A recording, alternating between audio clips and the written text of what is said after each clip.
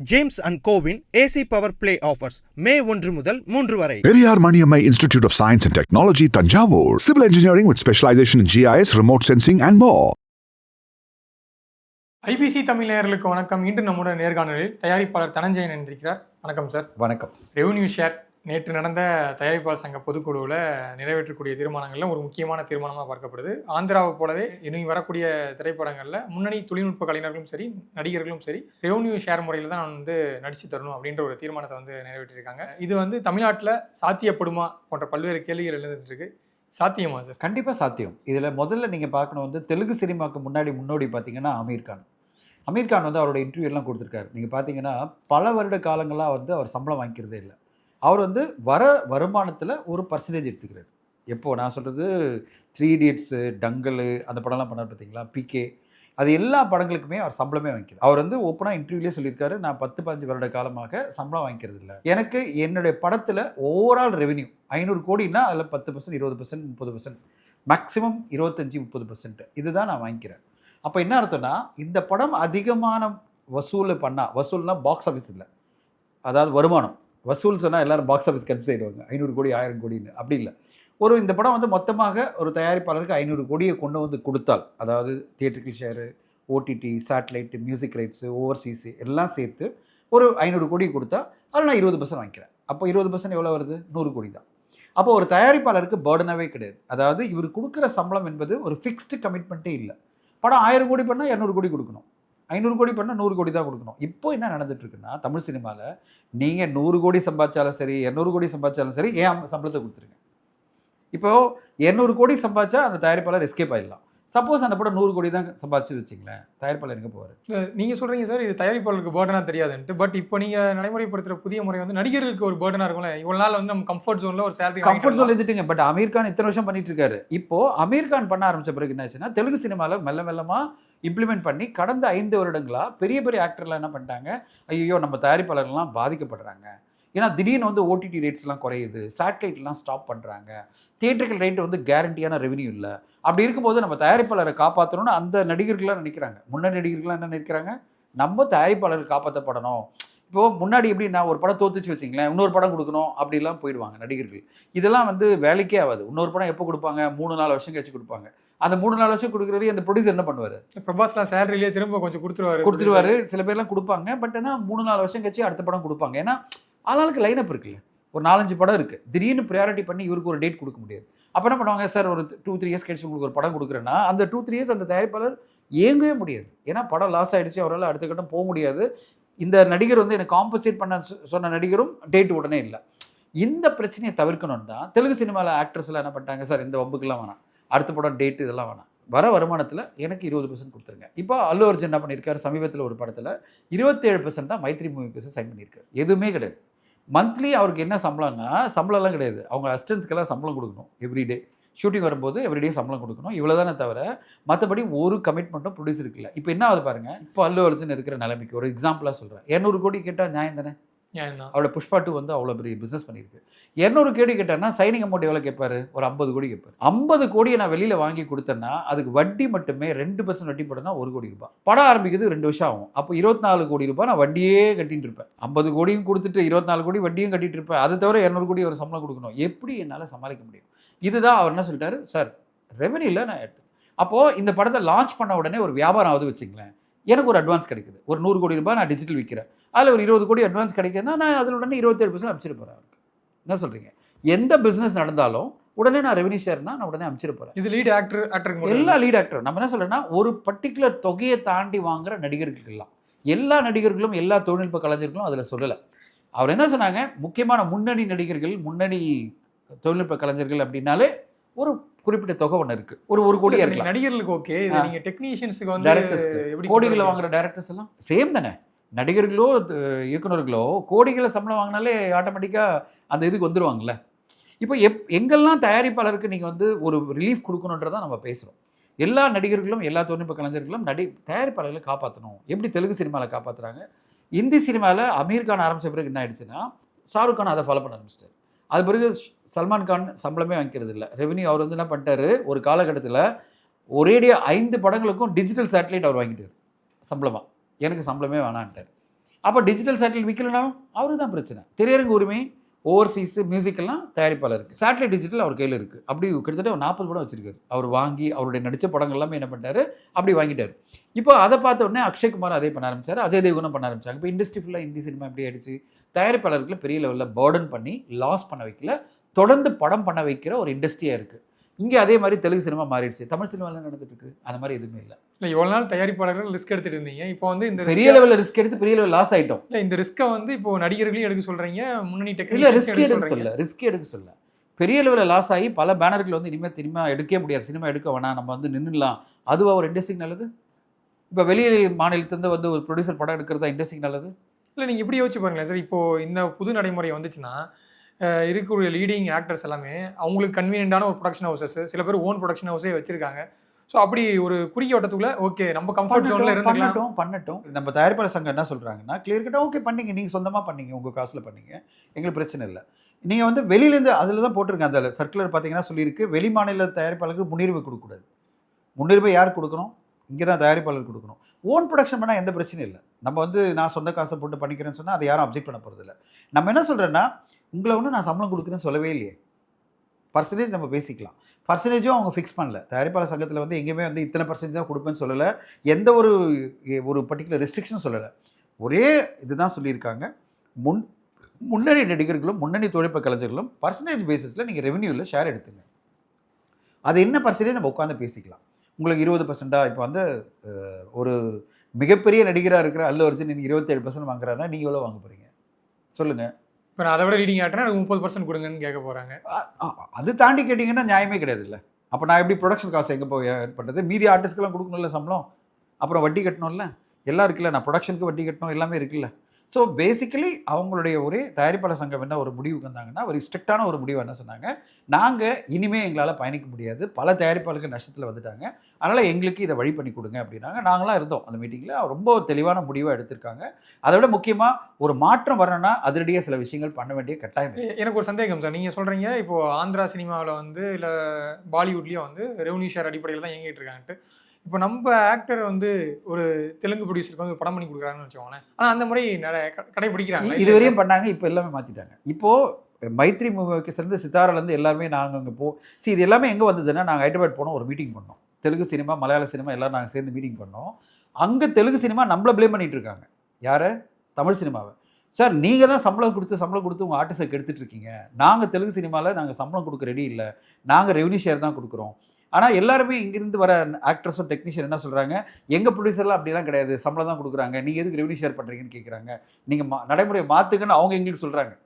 அப்போ தான் இந்த நாங்கள் ஒரு சீரியஸாக தயாரிப்பாளர் சங்கத்திலேருந்து வந்திருந்தாங்க, ரொம்ப சீரியஸ் ஆகிட்டாங்க. அந்த மீட்டிங்கில் பெரிய பெரிய நிறுவனங்கள்லாம் சொல்லும்போது, ஐயோ நம்ம தான் தப்பு பண்ணிகிட்டு இருக்கோம், நம்ம நினச்சா வந்து அவங்க ஏதோ பண்ணுறாங்கன்னு. அவங்க என்ன சொல்கிறாங்க, உங்களால் நாங்கள் தமிழ் சினிமா எந்த ஆக்டரை சைன் பண்ணனாலும் அவங்க கேட்குற அமௌண்ட்டுக்கு ஒத்துக்க வேண்டிய கட்டாயம் வருது. யாரால? தமிழ் சினிமா ப்ரொடியூசரால். தமிழ் சினிமா ப்ரொடியூசர்லாம் ஒரு அமௌண்ட் ஒத்துக்கிறீங்க, அதை வச்சுட்டு உங்கள் ஆக்டர் வந்து இங்கே கேட்குறாங்க. ஏன்னா எங்கள் ஆக்டர் என்ன சொல்கிறாங்க, அது எப்படி சார் தமிழ் சினிமாலேருந்து ஒரு ஆக்டர் வந்தால் மட்டும் நீங்கள் சம்பளம் கொடுக்குறீங்க, எனக்கு மட்டும் ரெவன்யூ ஷேர் கொடுக்குறீங்கன்றாங்க. புரியுதுங்களா அவங்க பிரச்சனை? புரியுதுங்களா?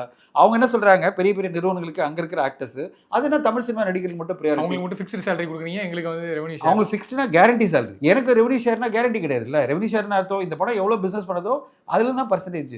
ஏன் இப்படி பண்ணுறீங்கன்னு வரும்போது அவங்களுக்கு ஒரு கான்ஃப்ளிக்ட் வந்துருச்சு. இப்போது மைத்ரி மூவிக்கு சித்தாரா எல்லாருமே அங்கே இருக்கிற பெரிய பேனர் பீப்புள் ஃபேக்ட்ரி எல்லாருமே இங்கே தமிழில் படம் பண்ணணும் தான் வராங்க. இப்போ பார்த்தீங்கன்னா இவங்க வந்து சித்தாரா தான் அடுத்த படம் வந்து விஸ்வநாத் அண்ட் சன்ஸ் பண்ணுறாங்க. இவங்க வந்து மைத்ரி மூவிக்கு டியூடெல்லாம் பண்ணாங்க, இப்போது குட் பேட் அக்லிலாம் பண்ணாங்க. அவங்க என்ன சொல்கிறாங்க, எங்களுக்கு தமிழ் சினிமா நடைமுறை ஒத்து வரல, தமிழ் சினிமா நடைமுறை மாறணும், இல்லைன்னா நாங்கள் தமிழ் சினிமா நடிகர்களை வச்சு படம் எடுத்தால் தெலுங்கு சினிமா கெட்டு போயிடும், அதனால் நீங்கள் மாறுங்கன்றாங்க நம்மளை. பட் நீங்கள் இவ்வளோ நாள் வந்து அதை பழக்கப்படுத்தினதே நம்ம தானே சார். நம்ம இப்போ திடீர்னு இப்போ அது நம்மளுக்கு பேர்டனாக மாறி என்னைக்காவது மாற்றி வரணுமா இல்லையா? சரி நாங்கள் வந்து தப்பு பண்ணிட்டோம்ப்பா, நாங்கள் வந்து தொடர்ந்து இப்படி கொடுத்துட்டே இருந்தோம், இப்போ அதனுடைய பாதிப்பு மிக பெருசாக போயிடுச்சு. பர்டிகுலராக 2025 ஓடிடி நிறுவனங்கள்லாம் வந்து செலக்டிவான படங்களை வாங்குகிறோம், அதுவும் குறைந்த விலைக்கு வாங்குகிறோம் சொல்கிறாங்க. 2 செலக்டிவாக படம் குறைந்த விலைக்கு வாங்குகிறோம், முன்னாடி வாங்கின விலைக்கு இல்லை கம்மியான விலை வாங்குகிறோம் சொல்கிறாங்க. அப்போ நான் அடி வாங்கிட்டு இருக்கலாங்க, என்னால் விற்க முடியல. சேட்டலைட் என்ன சொல்கிறாங்க, வாங்கவே இல்லை, எனக்கு வானே வேணாம் சொல்கிறாங்க. இந்தி டப்பிங் மொத்தமாக கிராஷ் ஆகிடுச்சு. முன்னாடி இந்தி டப்பிங்கெல்லாம் நீங்கள் படம் அனௌன்ஸ் பண்ண உடனே உங்களுக்கு 5 கோடி 8 கோடி 10 கோடி கிடைக்கும். ஒரு எக்ஸாம்பிள் சொல்கிறேன், நாங்கள் விஜயானனை வச்சு ஒரு 5 படம் பண்ணோம். ஒவ்வொரு படத்தையும் நீங்கள் எவ்வளோ ரேட்டுக்கு விற்று நான் சொல்கிறேன் உங்களுக்கு, 3.5 crore 5.5 crore விற்றோம். எது? இந்தி டப்பிங். இன்றைக்கி 1.5 கோடி வாங்கிறதுக்கு ஹிந்தி டப்பிங்கில் ஆள் இல்லை. அப்போ அந்த காலகட்டம் பொற்காலம் மாதிரி தானே இருக்குது. நான் சொல்கிறது 2020, 21, 22, 23 வரையும் நான் ஒரு 5 படத்தை வந்து நாங்கள் ஹிந்தி டப்பிங் வந்து 3லேருந்து 5.5 வரையும் விற்றோம். 5.5 கோடி 18 கோடி படம்னா 5.5 கோடி எனக்கு ஹிந்தி டப்பிங்லேயே வந்துடும். இப்போ என்ன சொல்கிறாங்க, இல்லை சார் மார்க்கெட் கிராஷ், 1.5 கோடி என்ன பண்ணுறோம். அப்படி பயந்து போகிறேன் நான். இது 5.5 கோடி நம்ம பண்ணிவிட்டு 1.5 கோடினா நம்மளுக்கு எப்படி அதிர்ச்சியாக இருக்கும்ல. ஆனால் நடிகருக்கு அது தெரியணுமா இல்லையா? இப்போ நடிகருக்கு எப்படி தெரியும்? சொன்னால் தானே தெரியும். சார் உங்கள் மார்க்கெட் இப்படி கிராஷ் ஆகிருக்கு, நீங்கள் ஃபிக்ஸ்டு சேலரி அதே சம்பளம் கேட்டிங்கன்னா என்னால் பண்ண முடியாது, ரெவன்யூ ஷேர் வாங்க. இப்போ நான் 5.5 கோடிக்கு நான் வந்து 20% ஒத்துந்தேன் வச்சுக்கலாம் சப்போஸ் விஜயானந்திக்கு. இப்போ 1.5 கோடினா எனக்கு ஒன்றும் பிரச்சனை இல்லையே. அதுக்கு வந்து 20% கொடுத்துருந்தேன்னா 5.5 கோடியில் 1.5 கோடி கொடுத்துருப்பேன், 1.25 கோடி கொடுத்துருப்பேன். இப்போ அதே வந்து 1.5 கோடி தான் போகுதுன்னு நான் 30 லட்சம் கொடுக்க போகிறேன், எனக்கு ஒன்றும் பிரச்சனை இல்லை. ஆனால் அவர் சம்பளம் ஃபிக்ஸ் ஆகிருந்து நான் பர்சன்டேஜ் எனக்கு வந்து வேல்யூ கம்மியாகும் போது லாஸ் யாருக்கு வந்து நிற்கிது? மொத்த லாஸும் இப்போ 4 கோடி ரூபாய் டெபிசிட் யார் எடுக்க போகிறா? தயாரிப்பாளர் முடியல. எப்படி எடுக்க முடியும்? ஒரு மீடியம் படம் அதுலேயே எனக்கு 4 கோடி ரூபாய் ஹிந்தி டப்பிங்லேயே எனக்கு கம்மியாகுதுன்னா அந்த பேர்டனை ஏன் தயாரிப்பாளர் மட்டும் ஒட்டுமொத்தமாக எடுத்துக்கணும்? இல்லை, நீங்கள் இன்னொரு விஷயம் சொல்லியிருக்கீங்களா சார், அதாவது தமிழ் திரைப்பட தயாரிப்பாளர்களுக்கு நீங்கள் வந்து முன்னுரிமை கொடுக்கணுன்ட்டு. ஆனால் இன்றைக்கி இருக்கக்கூடிய சூழ்நிலையில் நீங்கள் வந்து ஒரு பேன் இண்டியா படம்னு போயிடுச்சு, நீங்கள் அதர் ஸ்டேட்லேருந்து ப்ரொடக்ஷன் ஹவுசஸ் உள்ளார வருது, நம்ம ப்ரொடக்ஷன் ஹவுஸும் வெளியே மாநிலங்களில் இருக்கக்கூடிய ஆக்டர்ஸ் வச்சு பண்ணுறாங்க. ஸோ அப்படி இருக்கும்போது இங்கே இந்த முன்னுரிமை அப்படின்றது வந்து சாத்தியப்படும். சரி, நம்ம வந்து இப்போ எதுக்காக ரிசர்வேஷன்லாம் சொல்கிறாங்க? மகாராஷ்டிராவில் வந்து மகாராஷ்டிரனுக்கு தான் ஃபஸ்ட்டு ப்ரியாரிட்டி, கர்நாடகாவுக்கு தான் ஃபஸ்ட்டு ப்ரியாரிட்டி சொல்கிறாங்களா இல்லையா? இது அது சினிமாவில் எல்லாத்துலேயும் பாசிபிள் தானே. இப்போ கர்நாடகா எடுத்து பாருங்கள், ஃபஸ்ட்டு ப்ரியாரிட்டி வந்து நம்ம இதில் தமிழ்நாட்டிலே பார்த்தீங்கன்னா தமிழ் நீங்கள் படிக்க தெரிஞ்சால் தான் உங்களுக்கு வேலை. இங்கே கவர்மெண்ட் வேலையெல்லாம் தமிழ் படிக்க தெரியலாம் உங்களால் வேலை கிடையாது. ஓகேங்களா? ஆனால் பார்த்தீங்கன்னா சென்ட்ரல் கவர்மெண்ட் ஃபுல்லாக ஆல்ரெடி வந்து நார்த் இந்தியன் வந்து உட்காந்துட்டாங்க. ஃபுல்லாக பாருங்கள், சென்ட்ரல் கவர்மெண்ட் இருக்கிற எல்லாமே இன்கம் டேக்ஸ் ஆஃபீஸ் போங்க, ஜிஎஸ்டி ஆஃபீஸ் போங்க, அண்ட் பேங்க் போங்க, கவர்மெண்ட் பேங்க் எல்லாம் போங்க. ஒரே ஒரு உதாரணம் சொல்கிறேன், நீங்கள் எந்த கவர்மெண்ட் பேங்க் போனாலும் நார்த் இந்தியன்ஸாக உட்காந்துருப்பாங்க எல்லா பொசிஷன்லையும். ஆனால் நீங்கள் HDFC, ICICI bank, axis bank போங்க, எல்லாம் தமிழர்களாக இருப்பாங்க. அப்போது நம்ம டீல் பண்ணக்கூடிய ஒரு பேங்க் வேணும்னா நம்ம வந்து ப்ரைவேட் பேங்க் போகணும். ஏன்னா கவர்மெண்ட் பேங்க் போனால் ஃபுல்லாக நார்த் இந்தியன் உட்காந்துருப்பாங்க. அப்போது எங்களுக்குன்னு ஒரு ரிசர்வேஷன் வேணுமா இல்லையா? எங்களுக்குன்னு ஒரு ப்ரியாரிட்டி வேணுமா இல்லையா? இப்போ எல்லாருமே என்ன நினைக்கிறாங்க, ஐயோ கவர்மெண்ட் பேங்க் போனாலே பெரிய பிரச்சனை, அவங்க வந்து ஹிந்தியில் பேசிட்டு இருப்பா, நம்மளுக்கு புரியாது. நம்ம இங்கே வந்து HDFC பேங்க் போய்க்கலாம், ஆக்சிஸ் பேங்க் போய்க்கலாம். எனக்கு எதுக்காக ப்ரைவேட் பேங்க்லாம் இவ்வளோ பெருசாக வளர்ந்துருக்குன்னா எல்லாருமே இங்கே நம்ம கம்ஃபர்டபுளாக டீல் பண்ணிக்கலாம்ப்பா, இதெல்லாம் ரொம்ப கஷ்டம். அந்த மாதிரி வரக்கூடாது. நம்மளுக்கு ப்ரியாரிட்டி வந்தால் தான் நம்ம இண்டஸ்ட்ரி சர்வை பண்ண முடியும். அந்த கோரிக்கை தான் வைக்கிறோம். நம்ம வந்து யாரையும் தொழிலில் வந்து நம்ம டிஸ்டர்ப் பண்ண முடியாது. இந்த சம்பளங்களை நீங்கள் பேச முடியுமே தவிர தொழிலில் போய் நீங்கள் கண்ட்ரோல் பண்ண முடியாது. ஒரு நடிகர்கிட்ட போய் இல்லை நீங்கள் எனக்கு டேட் கொடுத்து தான் ஆகணும், நீங்கள் எங்களுக்கு தான் கொடுக்கணும் அப்படின்னு சொல்ல முடியாது. முன்னுரிமை கொடுக்கணும்னு வேண்டுகோள் தான் வச்சிருக்காங்க. பட் ரெவன்யூ ஷேர்னு வரும்போது இந்த உண்மை தொகை வெளியே தெரிஞ்சிடல சார், எவ்வளோ பாக்ஸ் ஆஃபீஸ். ஏன்னா இப்போ பெரிய இன்னொரு பப்ளிக்கில் சொல்ல போகிறது இல்லை, அது நடிகருக்கும் தயாரிப்பாளர் இருக்கிற அக்ரிமெண்ட் தான். தயாரிப்பாளர் பண்ணுற ஒவ்வொரு அக்ரிமெண்ட்டும் நம்ம வந்து அவருக்கு ஷேர் பண்ண போகிறோம். ஏன்னா ரெவன்யூ ஷேர் அவருக்கு இருக்குல்ல, 20% 30% நம்ம ஒத்துக்கிறோம் வச்சுங்களேன். நேற்று ஒரு முக்கியமான நடிகர் எனக்கு கால் பண்ணார், என்ன சார் இப்படியெல்லாம் அனௌன்ஸ் பண்ணுறீங்க, அப்போ அக்ரிமெண்ட்டு நானும் சைன் பண்ணுவேன்னா கேட்டார். பண்ணிக்கலாம் சார் அப்படின்னு. ஏன்னா உங்களுக்கு ஒரு ஷேர் இருக்கும்போது நீங்களும் சைன் பண்ணுங்கள். ஆனால் டிசிஷன் எந்த தான், இதை என்ன விலைக்கு விற்கணுன்ற டிசிஷன் எந்த தான். ஆனால் டிசிஷன் பண்ணும்போது உங்களுக்கு நான் உங்களை பேரும் போட்டுட்டு நீங்கள் சைன் பண்ணுங்கள், விட்னஸாக போடுங்க. என்ன சொல்கிறீங்க? ஒரு விட்னஸாக சிக்னேட்டரி போடுங்க, உங்களுக்கு அக்ரிமெண்ட் காப்பி நான் கொடுத்துட்றேன். ஸோ நான் ஒன்றும் ஏமாற்றி அதில் அமௌண்ட்டை மாற்றி உங்களுக்கு வந்து ஒயிட்னர் யூஸ் பண்ணி அமௌண்ட்டை மாற்றிலாம் கொடுக்க போகிறது இல்லை. எக்ஸாக்ட் அதே அக்ரிமெண்ட்டை உங்களுக்கு கொடுத்துட்றேன். ஓகே சார், அக்ரிமெண்ட்லாம் எங்களுக்கு தெரியும்னா ஓகே. அதாவது நான் எப்படி சார் நம்புறது நீங்கள் சொல்கிற அமௌண்ட்டு கரெக்டுன்னு அப்படின்னு கேட்கும்போது நான் சொன்னேன், சார் கண்டிப்பாக உங்களுடைய இன்ஃபர்மேஷன் இல்லாமல், அனுமதி இல்லை, உங்களுக்கு இன்ஃபார்ம் பண்ணாமல் நம்ம டீல் பண்ண போகிறது இல்லை. ஏன்னா உங்களுக்கு நான் 20% கொடுக்க போகிறேன்னு ஒத்துக்கிட்டேன்னா I have to tell you, sir நாளைக்கு 4 கோடியில் வித்துறேன், 3 கோடியில் வித்துறேன், டெஸ்பரேட்டாக இருக்குது சார், விற்க மாட்டேன், வாங்க மாட்டேன்றாங்க, நான் இது ஆடியோ ரைட் வந்து 50 லட்சம் வந்திருக்கு, நான் கொடுத்துட்றேன். நீங்கள் என்ன பண்ண முடியும்? எதர் நீங்கள் அதோட பெட்டரான ஒரு ஆஃபர் கொண்டு வரணும், இல்லைனா நீங்கள் ஒன்றுமே பண்ண முடியாது. அதுதான் அக்ரிமெண்ட்டில் இருக்கும். நடிகர்கிட்ட என்ன அக்ரிமெண்ட் போடுவோம்? You are coming on revenue share basis for every right. அதாவது நான் என்ன ரைட்ஸ் விற்க போகிறேனோ அந்த ரைட்ஸ் விற்க போகிறதுக்கு நான் என்ன பண்ணுவேன், உங்ககிட்ட ஃபஸ்ட்டு இன்ஃபர்மேஷன் கொடுப்பேன். சார் எனக்கு ஒரு 50 லட்ச ரூபாய் ஆடியோ ரைட் வந்திருக்கு, இதை விட பெட்டரான ஒரு ஆஃபர் உங்களால் கொண்டு வர முடிஞ்சதுன்னா சொல்லுங்கள், வித்தின் 48 ஹவர்ஸ்க்குள்ளே அந்த ஆஃபரை நம்ம யூஸ் பண்ணிக்கலாம். இல்லைன்னா இந்த ஆஃபரை நான் யூஸ் பண்ணி அக்ரிமெண்ட் போடுவேன், அதில் நீங்கள் ஒரு சிக்னேட்டரியாக சைன் பண்ணி கொடுத்துருங்க. நியாயமா இல்லையா? இப்போ 48 ஹவர்ஸ்ன்றது வந்து ஒர்க்கிங் ஹவர்ஸ், நம்ம வந்து சாட்டர்டே சண்டேன்னு சொல்லல, ஒர்க்கிங் ஹவர்ஸ் உங்களுக்கு கொடுக்குறேன். நீங்கள் மியூசிக் கம்பெனி பேசி பாருங்கள், இல்லைனா நீங்களே எடுத்துங்க. இல்லை சார், நீங்கள் சொல்கிறீங்க இது ஒரு ஹெல்த்தியான ஸ்ட்ரக்சர்ன்ட்டு. பெரிய ப்ரொடக்ஷன் ஹவுசஸ்லாம் இருக்குல்ல, கார்பரேட் ப்ரொடக்ஷன் ஹவுசஸ்லாம் இருக்குல்ல, 1000 crores படம் பண்ணுறாங்கல்ல, ஸோ அவங்களுக்குலாம் வந்து இந்த ரெவன்யூ ஷேர்னு வரும்போது அவங்களுக்கு இந்த இடத்துல ஒரு மைத்ரி மூவிஸ் எல்லாம் படம் பண்ணுறது எல்லாமே 1000 கோடி படங்கள் தான். தெலுங்குல சிதாரா என்டர்டைன்மெண்ட் வந்து 500 கோடி தான் படம் பண்ணிட்டு இருக்காங்க. அவங்க சின்ன பேனர் இல்லை. நீங்கள் போனீங்கன்னா எல்லாமே பெரிய பெரிய தயாரிப்பாளர்கள் நாங்கள் மீட் பண்ணோம், எல்லாருமே ஒரே வார்த்தை சொன்னாங்க, எல்லாருமே அதுதான் வேணுன்றாங்க, தமிழ் சினிமா தான் கெடுக்குதுன்றாங்க. அவங்க என்ன சொல்கிறாங்க, நாங்கள் ஆல்ரெடி இம்ப்ளிமெண்ட் பண்ணிட்டோம், பிரச்சனையே உங்ககிட்ட தான் அப்படின்றாங்க. எந்த அளவுனா ஒரு உதாரணம் சொல்கிறேன். இப்போ வந்து சுயம்புன்னு ஒரு படம் வருது. அந்த படத்துக்குள்ள வந்து 110 crore பட்ஜெட், நடிகர் சம்பளம் 10%. இப்போது ரணபலின்னு ஒரு படம் வந்து விஜய் தேவரகொண்டா பண்ணுறாரு. அந்த படம் 120 crore பட்ஜெட். விஜய் தேவரகொண்டா அந்த படத்துக்கு 10 கோடி தான் சம்பளம் வாங்குறாரு. எவ்வளோங்க சம்பளம்? 120 crore 10 எவ்வளோ பர்சன்டேஜ்? தமிழ்நாட்டில் பார்த்தீங்கன்னா தமிழ் சினிமாவில் 110 crore பட்ஜெட்டில் சம்பளம் வந்து 50 கோடி. யாருக்கு? லீடிங் ஆக்டருக்கு. அவர் எவ்வளோ எடுத்துக்கிறாரு அப்போ? 50%. அங்கே எவ்வளோ எடுத்துக்கிறாங்க? 10%, 8% எடுத்துக்கிறாங்க. ஸோ அங்கே என்ன சொல்கிறாங்க, நீங்கள் ஃபிக்ஸ் சம்பளம் வேணும்னா 8 to 10% எடுத்துங்க கேரண்டியாக, இல்லைனா ரெவன்யூ ஷேரில் வந்துருங்க 20% கொடுக்குறேன். அப்போது நடிகரில் சொல்கிறாங்க, இல்லை சார் எனக்கு தேவைப்படுது, அதனால் 10 கோடி எடுத்துக்கிறேன், அது பூரா எனக்கு ஜெயிச்சா ஏதாவது கொடுங்க. சரி, நம்ம ஹைப்ரிட் மாடல் கூட கொண்டு வரலாம். சார் மொத்தமாக ரெவன்யூ ஷேர் வேணாம் சார், நீங்கள் ஒரு கொஞ்சம் அமௌண்ட்டு கொடுத்துருங்க, எனக்கு தேவைப்படல, என்னுடைய ரன்னிங்க்கு தேவைப்படும், ஒரு 5 crores கொடுத்துருங்க, மீதி ரெவன்யூ ஷேர் எடுத்துக்கிறேன். ஏதாவது ஒரு வழிமுறை வந்தாகணும்ல. நான் சொல்கிறது எல்லாமே நீங்கள் ஃபிக்ஸ்டாக எனக்கு 50 கோடி கொடுத்துருங்க சொல்ல முடியாது. ஒரு தயாரிப்பாளர் 50 கோடி சம்பளத்தில் எனக்கு 5 கோடி கொடுத்துருங்க, மீதி 45 வந்து 45 30 ரெவன்யூ ஷேரில் நான் எடுத்துக்கிறேன் சொன்னாலும் தயாரிப்பாளருக்கு ஒரு பேர்டன் குறையுமா இல்லையா? இன்றைக்கி மொத்த பேர்டனும் ஒரு தயாரிப்பாளர் மேலே இருக்கிறது தான் பெரிய சிக்கல். இன்றைக்கி தமிழ் சினிமா மிகப்பெரிய அளவில் பாதிக்கப்பட்டிருக்கு. ஆல்மோஸ்ட் ஒரு பெரிய டெஸ்பரேட் ஸ்டேஜில் இருக்கும். சிறு பட்ஜெட் படங்கள் ஒரு 6 படம் ஓடி இருக்குது. இதுவரையும் பார்த்தீங்கன்னா இந்த 4 மாதத்தில் 90 படங்கள் வெளியாகி இருக்குது. அதில் 6 படம் தான் வெற்றி. பர்சன்டேஜாக வெற்றி எவ்வளோ? 6 படம் 90 படம் எவ்வளோங்க? நினச்சி பாருங்கள், 5%. மற்ற ப்ரொடியூசர்ஸ்லாம் வந்து ஒரு மோசமான சூழ்நிலையில் தான் இருக்காங்க. மொத்தமாக எழுத போய் நிற்கிறாங்க. 6% 7% வெற்றி வச்சுக்கிட்டு ஒரு தமிழ் சினிமா எப்படி ரன் பண்ண முடியும்? அதனால் என்ன பண்ணோம், நம்ம என்ன சொல்கிறேன்னா, இந்த வெற்றிகள் எப்படின்னா நம்மளால் அது கண்ட்ரோல் நம்மக்கிட்ட இல்லை. அது ஆடியன்ஸ் அக்செப்ட் பண்ணாதான் உங்கள் படம் ஓடப்போகுது. இந்த வெற்றி இதனால் பெருசாக மாறிட போகிறது இல்லை, ஆனால் பாதிப்பு மாறிடும். தயாரிப்பாளருக்கு பாதிப்பு இல்லைல்ல. இப்போது 93% தோல்வியில் தயாரிப்பாளர் மிக பெருசாக பாதிக்கப்பட்டானா அவர் அடுத்த படம் பண்ணுவார். ஓகே, ட்ரை பண்ணி பார்த்தேன், ஓடலை, எனக்கு வந்து லாஸ் ஒன்றும் பெருசு இல்லை, ஏன்னா நடிகருக்கு இவ்வளோ கம்மியாக தான். நான் வந்து ஒரு சின்ன உதாரணம் சொல்லுறேன். 50 கோடியில் ஒரு படம் எடுக்கிறேன், அவர் நடிகர் வந்து சம்பளம் வாங்கிக்கல, ஓகேங்களா, அவருக்கு 20% கொடுக்குறேன்னு வச்சுங்களேன். அந்த படம் 50 தான் பண்ணிச்சு வச்சுங்க, அவர் நான் எவ்வளோ சம்பளம் கொடுக்க போகிறேன்? 10 கோடி தான் கொடுக்க போகிறேன். அவர் 25 கோடி சம்பளம் கேட்டிருக்காரு, நான் 10 கோடி தான் எனக்கு பர்சன்டேஜாக வந்து நிற்கும். 20% கொடுத்தேன்னா 50 கோடியில் லாஸுங்கிறது கிடையாது. இந்த இடத்துல எனக்கு லாஸ் ஆகாது. என்னன்னா நான் எப்படியும் ரெக்கவரி பண்ணிட்டேன் ஆல்மோஸ்ட். அதை 25 கோடி கொடுத்துருந்தேன்னா நான் 15 கோடி லாஸில் உட்காந்துருப்பேன், ஓகேங்களா. அப்போ நடிகர் சொல்லுவார், அதெல்லாம் கிடையாது சார், என் சம்பளம் நீ கொடுத்தாவணும் சொல்லியிருப்பார். இப்போ நாங்கள் என்ன சொல்ல வரேன்னா, எல்லா நடிகரும் ஓனர்ஷிப் எடுத்துங்க. நீங்கள் கேட்குற சம்பளத்துக்கு ஒரு ஓனர்ஷிப் எடுத்துங்க. ஓனர்ஷிப்னா அந்த ரெவன்யூ 20% நீங்கள் கண்ட்ரோல் பண்ணுங்கள். அப்படின்னு அர்த்தம், இந்த படத்தினுடைய ரைட்ஸ் விற்கிறதுக்கு அதிகமாக நீங்களே ஹெல்ப் பண்ணுங்கள். சேட்டலைட், டிஜிட்டல், மியூசிக்கு, இல்லை ஃபோன் கால் தானே, நீங்கள் யாரும் மீட் பண்ணணும்னு அவசியம் இல்லை. ஃபோனில் உங்கள் ஆஃபீஸ் வச்சு பேசி ஒரு டிஜிட்டல் நிறுவனத்துக்கு பேசலாம், ஒரு ஆடியோ கம்பெனி என்னங்க என் படங்க, நான் ரெவன்யூ ஷேரு மேக்ஸிமம் பண்ணுங்கள், என்னங்க ப்ரொடியூசர் 50 லட்சம் தான் கொடுத்துருக்கீங்க, எனக்கு ஒரு 80 லட்சம் கொடுங்க, இல்லை 1 கோடி கொடுங்க. இப்போ 1 கோடி கொடுக்கும்போது என்ன ஆகுதுன்னா அவருக்கு 20%, அவருக்கு 20 லட்சம் போகும். ப்ரொடியூசர் எவ்வளோ போகுது? பெனிஃபிட் வருதா இல்லை? 80%. அப்போது ப்ரொடியூசர் இன்னும் பெனிஃபிட் ஆகுது. நடிகருடைய இன்வால்மெண்ட் வரும்போது ஒரு விஷயம் சொல்லிடுறேன், ஒரு பிஸ்னஸில் சினிமா பிஸ்னஸை பொறுத்தவரையும் ஒரு நடிகர் ஒரு மிகப்பெரிய இயக்குனர் இன்வால்வ் ஆகும்போது அதனோட பிஸ்னஸ் பெருசாகும். ஒரு தயாரிப்பாளராக போகும்போது இங்கே யாரும் மதிக்க மாட்டாங்க. தயாரிப்பாளரை பொறுத்தவரையும் எல்லா பையர்ஸும் சேட்டலைட், டிஜிட்டல், மியூசிக் எல்லாமே ஒரு ஃபைனான்சியர் ஏதோ ஒரு படம் எடுக்கிறாரு, இவர் எதுக்கு நான் பெருசாக மதிக்கணும்? அவங்க வந்து பெருசாக ரெஸ்பெக்ட் பண்ணுற மாதிரி பார்த்தீங்கன்னா 1-2 பேனர் தான் மதிப்பாங்க, ப்ரொஃபஷனலாக பார்ப்பாங்க. மேக்ஸிமம் ஒரு 5% ப்ரொடியூசர்ஸை ஓரளவு மதிப்பாங்க. 95% ஐயோ இவரெல்லாம் வந்து ட்ரபிள் பண்ணிகிட்டே இருக்காரு, இப்போ பார்த்தாலும் கேட்டுனே இருக்காரு அப்படின்னு நினைப்பாங்க.